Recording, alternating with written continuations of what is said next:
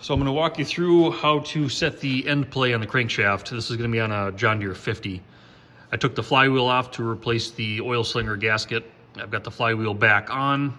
I've got the lock nut cinched up a little bit, and I've left these bolts loose here. We're not going to tighten those until we actually get the end play set, and then we'll crank those down. So I'll walk you through how to do that. So first off, here's some of the tools we're going to need. The best tool you can buy for these old tractors is an IT manual, a shop manual. For those of us like me who have no idea what we're doing, this gives you pretty good guidance on how to take care of some of these minor repairs. A couple other things I picked up. I went to Harbor Freight looking for a micrometer to measure the end play.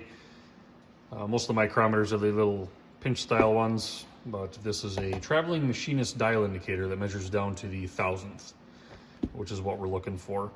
And I picked up the magnetic base for that as well. Here's what that's going to look like. I think both of these together were $35 to $40 at Harbor Freight, and that should do the trick. So let's get started.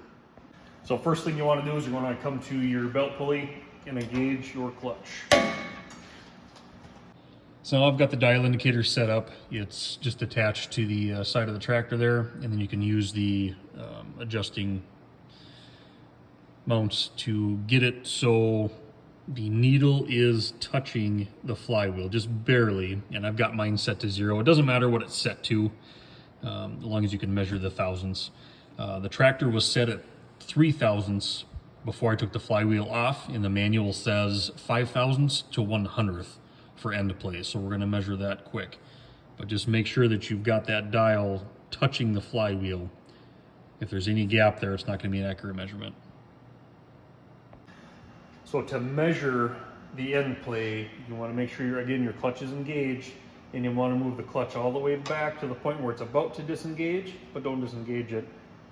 Move it back forward to engaged, and continue to do that, and that's what's going to set your end play. We'll show you what that looks like on the dial.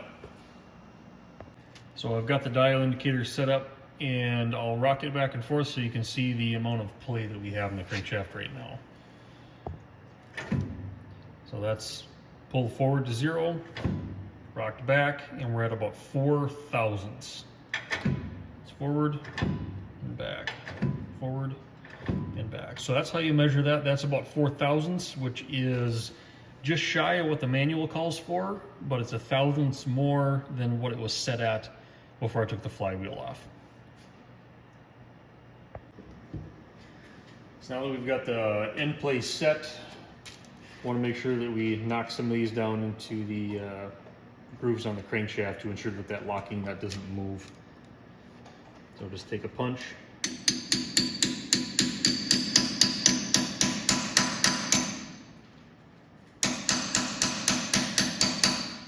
Pound that down in there, and that'll lock that nut up.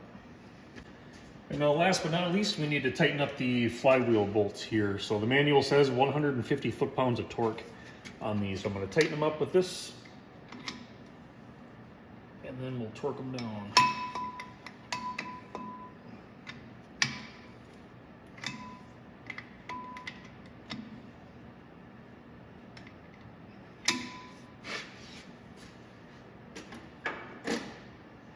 I'm going to tighten them both, so you can maybe turn that over. Got a new motor in it, she's tight. There we go.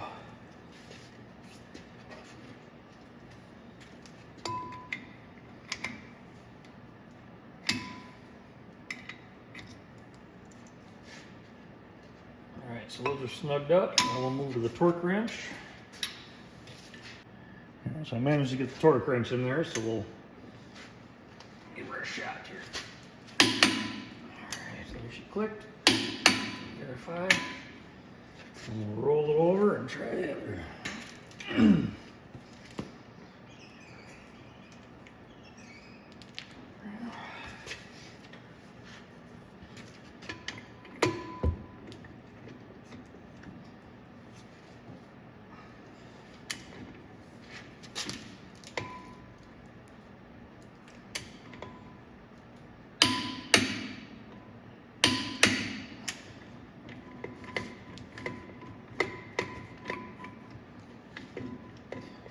Now to get it off there, that's the challenge.